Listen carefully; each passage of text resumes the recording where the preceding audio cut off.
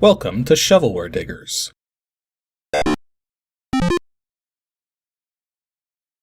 Our dig team's currently excavating the Softkey Shareware 2000 Hit Games 2CD collection. You can find a link in the video description containing the entire directory structure of this archive. Here's what our diggers have for week 130. For more information on how to join the dig team, simply follow the Patreon link in the video description. Now without further ado, let's get started. First up, Seth Tierney's dug up WINGAMES /newin2/WM20FRN. Let's see here, newin2 and then WM20FRM. And now we've got WM16FRM and WM32. What is this? WinMind 2.0. Mindpoor Windows 3.1 at NT. So yes, I had a feeling just from the name this might be something French. But why is there a 16 and 32? I'm guessing 16-bit and 32-bit executables, but they're... Oh no, they're not exactly the same size. This one's twice as big almost.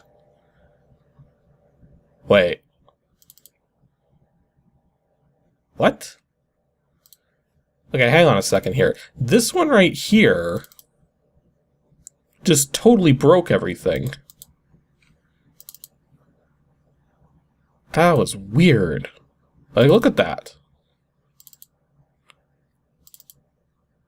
Why does it do that? That's bizarre. I guess we should be glad that there's this 16 one here that seems to work fine. But yeah, this looks like another one of those Mastermind clones. Although this one's in French. Fortunately, I know a well, okay, I don't actually know much French at all, but I know enough to see these words and know what they mean. Like, nouveau here is probably new. Débutant, I'm guessing that's easy. Moyen, I'm guessing that's normal or medium. And expert, no, that's apparently the same in both English and French. And quitter, for quit. Anyways, so I'm just going to try playing this like it was a Mastermind clone and see what happens. Okay, you have to click and drag the pegs. So, okay, I got one white, whatever that means. Well, just to see if... And now at that time I got one black. So, I don't know. Let's try this.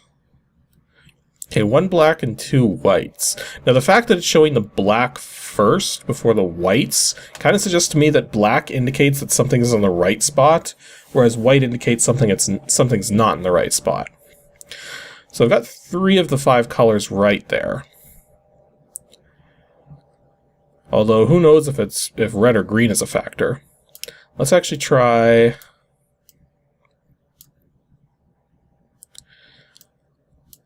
like that. Okay, only 2 good colors there.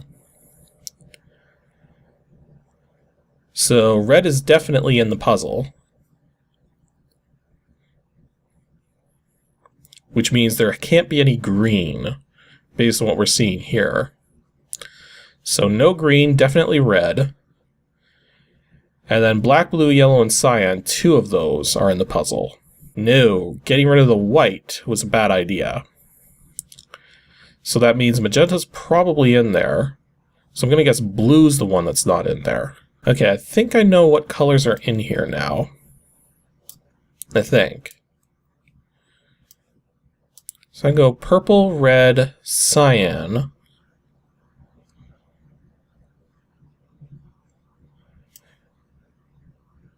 Yellow, white. Well, that's still not right. Like, I mean, I've got 4 of the colors right there, but I've also got 4 of the colors right there. So, which color's wrong? Oh, right, I think I meant to put in the blue, not the yellow. So let's try blue there, red, magenta, white, and cyan. Okay, so those are the correct colors, but only 3 of them are in the correct position. So 2 of them are still in the wrong position. I guess the blue goes there. And then white and cyan. Got it! I decoded the color code before I ran out of tries. Anywho, so that was WinMind. It's a French version of a Mastermind clone. Works fairly well. It's a drag and drop interface. I'm not sure what... Like, this was on the easiest skill level. I'm guessing the higher skill levels change up things to some degree. It won't automatically show me, though, unfortunately.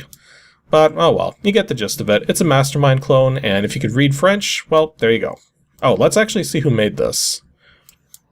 Francois Leguer. At least I think I'm pronouncing that correctly. If not, oh well. The guy's in France, so sue me. Next up, Scott Percival's dug up DOSGAMES /arcade2 /haunted. Some kind of haunted house thing, I'm gonna guess? Well, all we got is a single executable from 1986, jeez. So this is gonna be really old. Probably CGA or text mode. The Haunted Mission Adventure by Steve Naorn from Agency Automation, Portland, Oregon. Copyright 86. Please call or write for information on Agency Automation products. Find the program enjoyable, and a voluntary contribution of $5 would be greatly appreciated. And that's a fairly inexpensive registration fee for a program this old. So let's see what we got here. Welcome once again to the wonderful world of adventure, where knowledge, creativity, and common sense lead you through castles, ghost towns, haunted ships, and dozens of other exciting atmospheres. Well, that's actually a good way to start this. While on his way to the Blair's Big Halloween Bash, with a missing capitalization there, 2 of them, the world-famous Pumpkin Man, loved by children and adults alike, was shanghaied? Shanghaied. I'm looking that up because I don't believe that's a real word. I'll be damned, it is actually a real word. Okay, so the famous Pumpkin Man was shanghaied by the evil Lady Winslow. Your mission is to search the neighborhood where the Pumpkin Man is believed to be held, rescue him from the clutches of Lady Winslow and her denizens of darkness, and take him to the Blair party.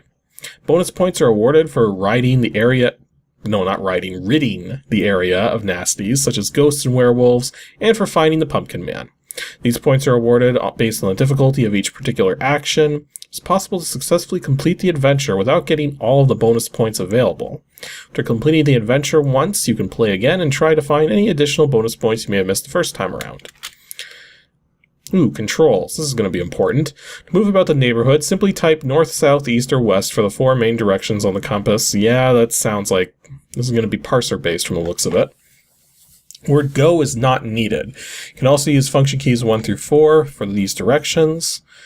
Use only 1 or 2 word commands. Okay. For instance, the command drop pistol can be typed as dro piss. I'm not typing that. Although for a text adventure, this has a very unusual interface. Like, I mean, normally when we see a text adventure, we've got that sort of bar at the top and then everything just sort of scrolls past. But this has like function key indicators on the bottom to like automatically put in functions.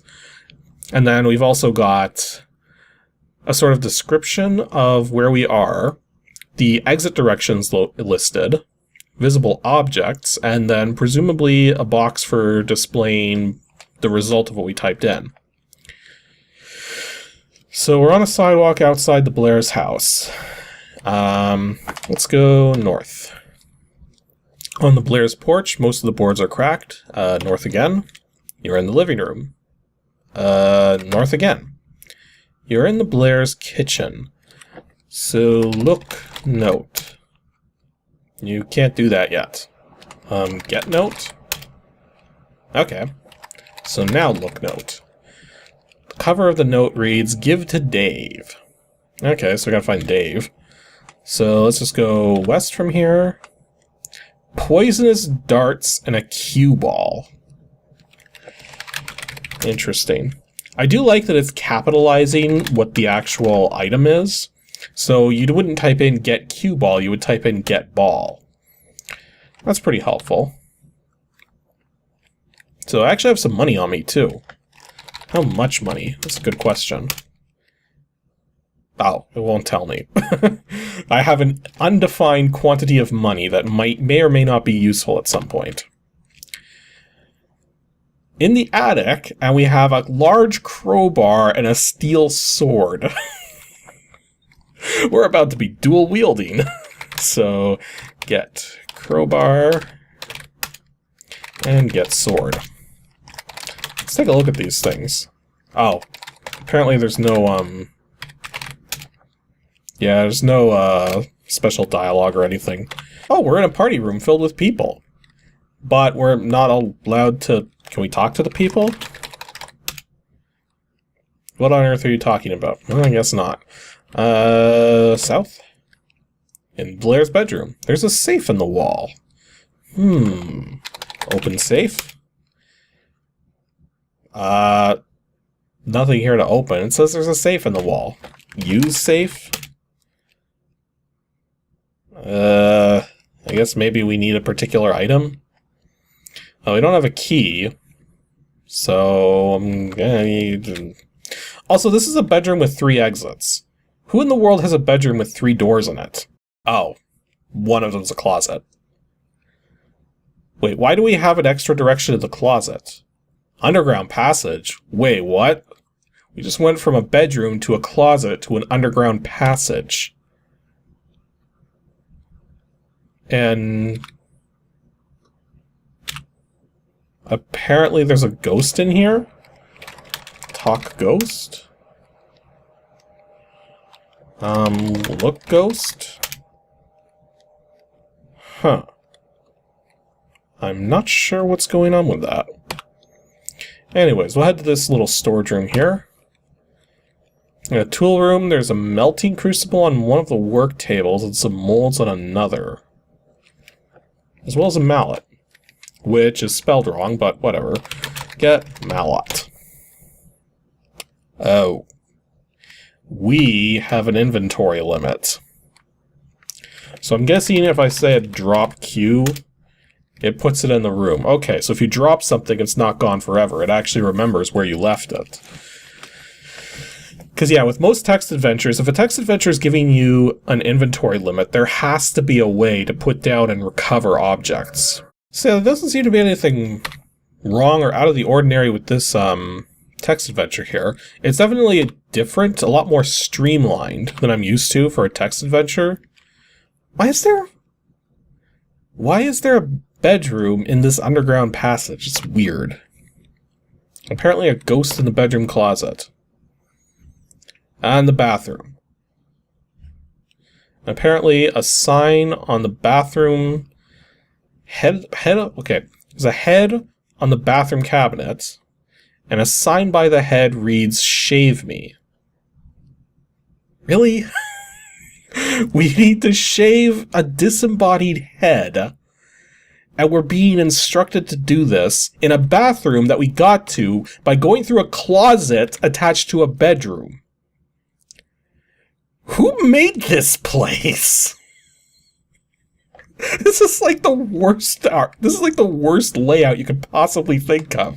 Like, why would anybody ever put their bathroom like on the other side of their closet?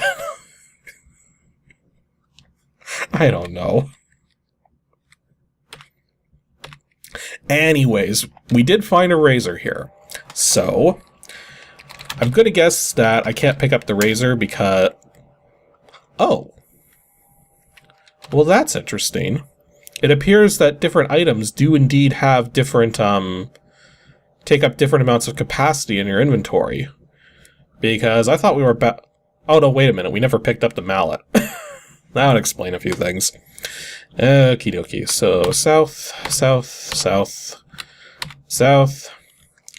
Okay, so shave, or wait a minute, maybe we just use razor. Okay, shave. Head. Can't do that, not yet. Well then, how do I use the... How do I use the razor?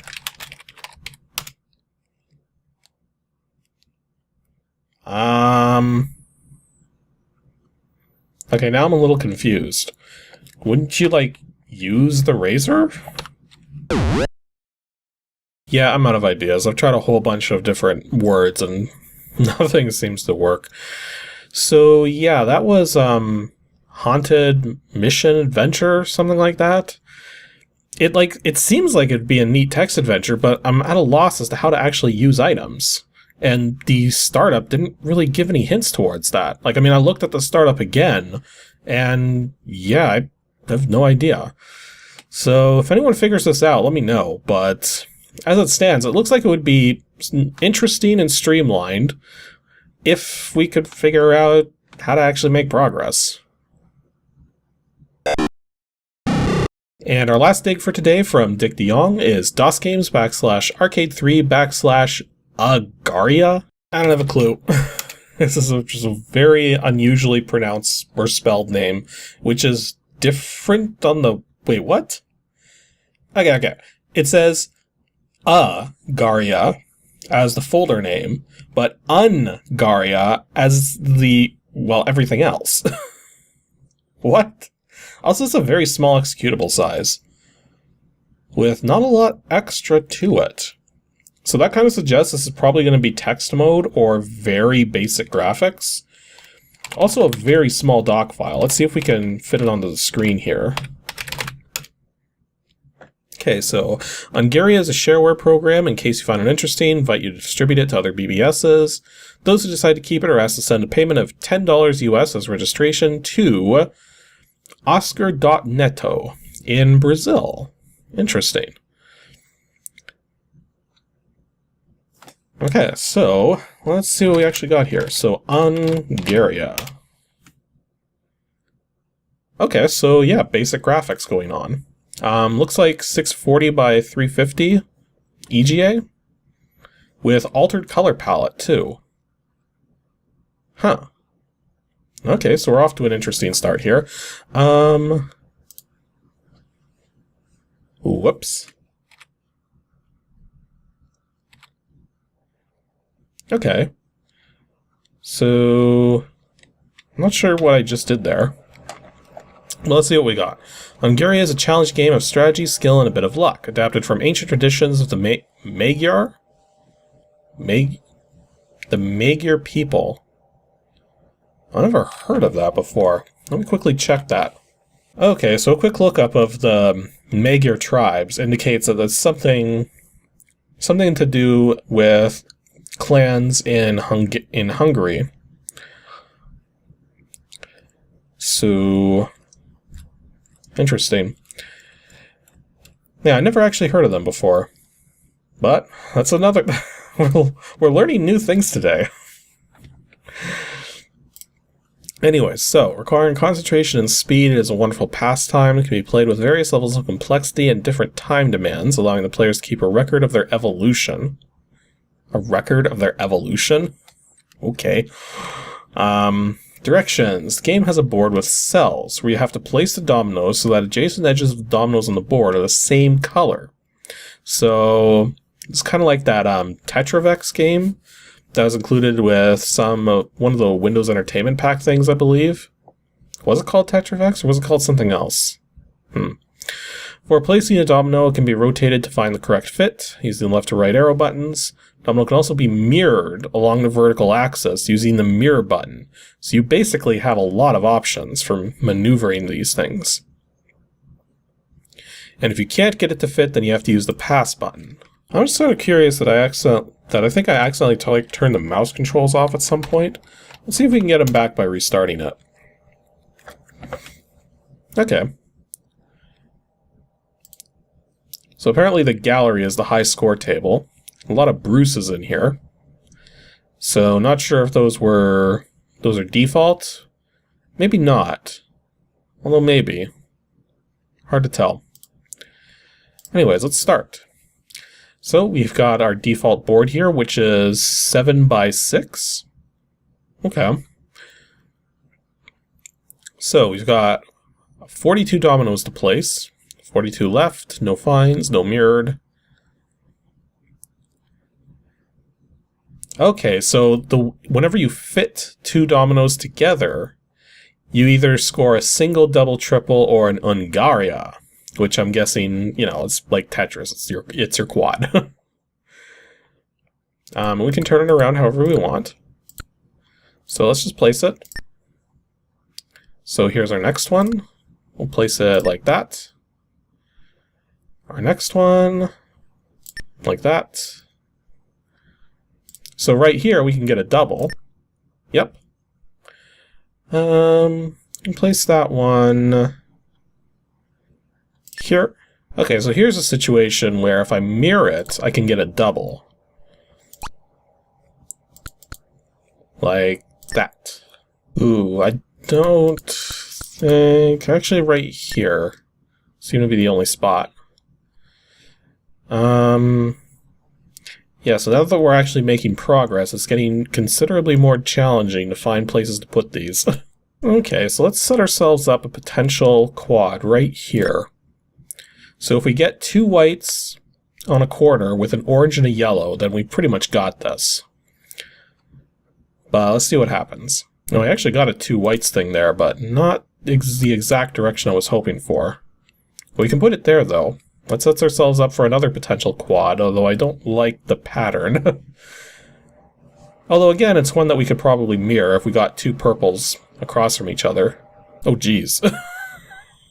Well, at least I have a place to put it, but still. Hey, look! How is that for lucky? We actually did get one of these. Yeah, that was worth a lot of points. I guess there's kind of an assumption that you're never going to get those that often. That was super lucky. Oh, speaking of lucky, we're about to get a triple. Somehow I'm managing to find ways to put these in, but I've got a feeling my luck's going to run out sooner or later. I don't think I have anywhere I can put that. Nope. I guess we're going to have to pass that one. Running out of places to put these things. Yeah. I got a funny feeling we're gonna be at the end of it soon. I think that's the last one, isn't it? Yep, game is over. So that was actually a good score there. Only 6 passes. You got 1 quad. Look at the date. We have a date of February 12th, 119. Well, I guess we've conclusively proven that this game is not Y2K compliant. So yeah, that was UHGARIA. That was actually a really fun game. I don't know if the guy was only asking $10 for it, which is definitely a reasonable price. It had more options for making it more or less difficult. For example, changing the size of the board, changing the number of colors in play. Yeah, this is definitely worth it. So I'd say if you guys can find this one, check it out.